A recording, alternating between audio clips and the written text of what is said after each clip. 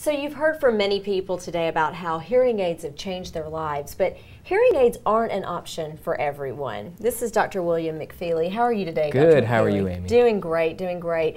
Hearing aids don't work for everyone, right? No, they're not absolutely perfect. Certainly technology's come a long ways, and when the devices are fit by a licensed audiologist, most people are quite satisfied.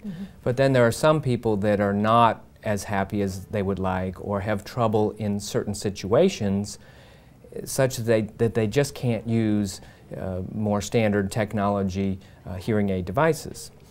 Fortunately, we have some other options now to treat hearing loss, and particularly nerve hearing loss, that we didn't have previously.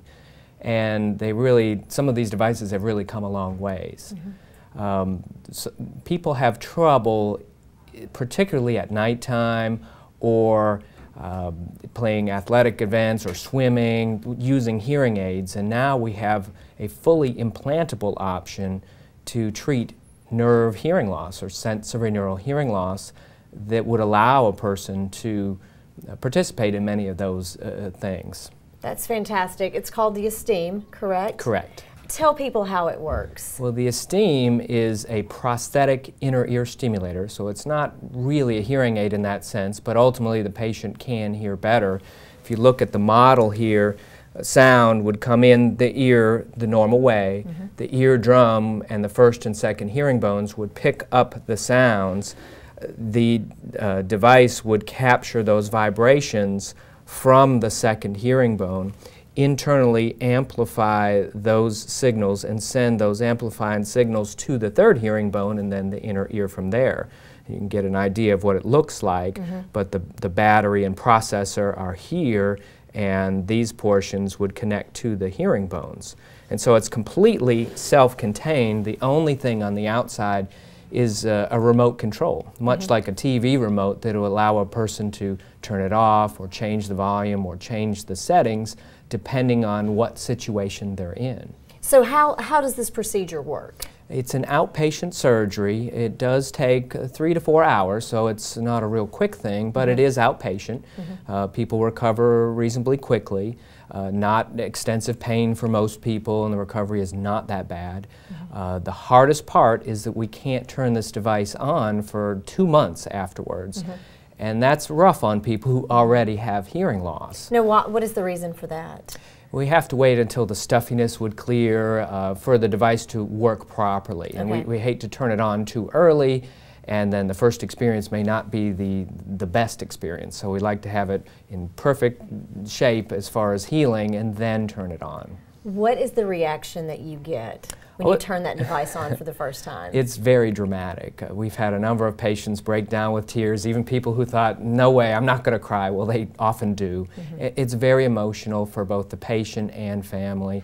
It's just exciting to be able to offer something like this here in Huntsville that previously it was not possible. And these are often people who have struggled for years or really not been happy with their hearing aids or not able to use them for one reason or another, that we have this alternative that really is amazing. Yeah, let's talk a little bit more about that.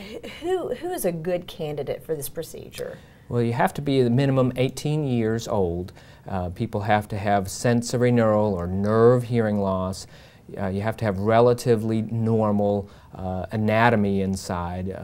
Someone couldn't have had many ear surgeries, for example.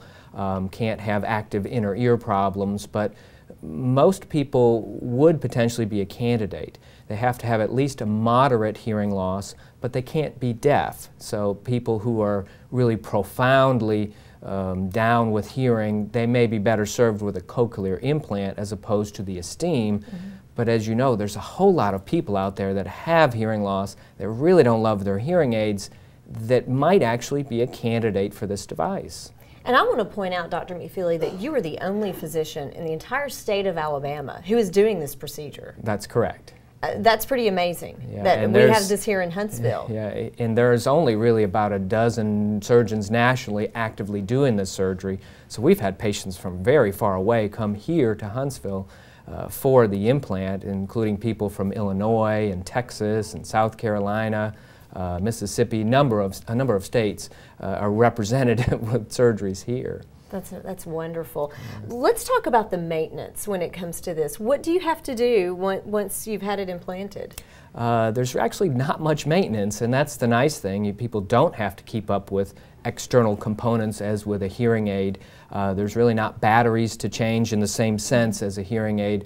It does have a pacemaker battery inside with the processor that you can see there, and that does have to be changed, but most people get 4.5 to 9 years out of that battery, and to change it is a really simple little outpatient surgery. People don't even have to go all the way to sleep. It could be a twilight or local anesthesia. So it's very simple change. The battery change is easy. The initial surgery takes longer. What are you seeing with your patients who have had this procedure? It's a quality of life issue, really. Yes, it really is a life-changing experience for the vast majority of people who go through this, and it's quite dramatic right away. It takes time to get used to it fully, even up to a year, the studies have shown. But to be able to function in different environments is amazing. People can hear at night now. They can hear that tornado siren. They hear an alarm, a phone, which previously they couldn't hear when their hearing aid was out.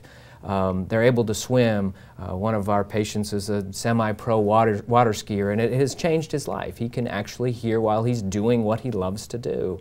And so it can be very dramatic for people. You don't have to worry about the things that you couldn't do with a hearing aid, you can do with this. Correct. Yeah, that's wonderful. You really can do a lot more. And that's, I think, a big advantage of this implant. People typically do a little better than they do with a hearing aid in terms of the hearing, and the understanding is often better than with a hearing aid, but the lifestyle advantages are just huge, that people can do so much more and live more normally and not have anything to show on the outside. Yeah. What is the first step, Dr. McFeely, for people who are watching this and think, man, I'd like to look into that? What should they do? Certainly they can call my office for a hearing evaluation and determine whether they're a candidate for this or other technologies. There are other semi-implantable hearing devices. There are other surgeries that I do when it's appropriate. Many people who come to me are simply fit inappropriately with hearing aids elsewhere, and maybe they would be better served by some other higher quality device or a different way of approaching it. So there's not one solution for every patient, and the goal is to have people come in, get the evaluation, and at least we can advise them. And perhaps this is an option for a lot of people out there. Well, it's certainly an amazing option. When you hear more about it and see what it does, it's amazing how far medical technology has come to be able to offer something like this to patients. Yeah, it's amazing, and we're fortunate here in Alabama that the major insurance carrier here in the state does cover this when it's the primary insurer. So that's a big deal, and it makes it potentially affordable for a lot of people. And for those who don't have insurance coverage, it can be done as a cash pay option. And so it is a consideration for those who are frustrated. All right. Well, congratulations on being the only physician performing this procedure. I'm sure it is changing lives. And it is. Thank you. All right. Thank you, Dr. McFeely. Thank you. We'll be back.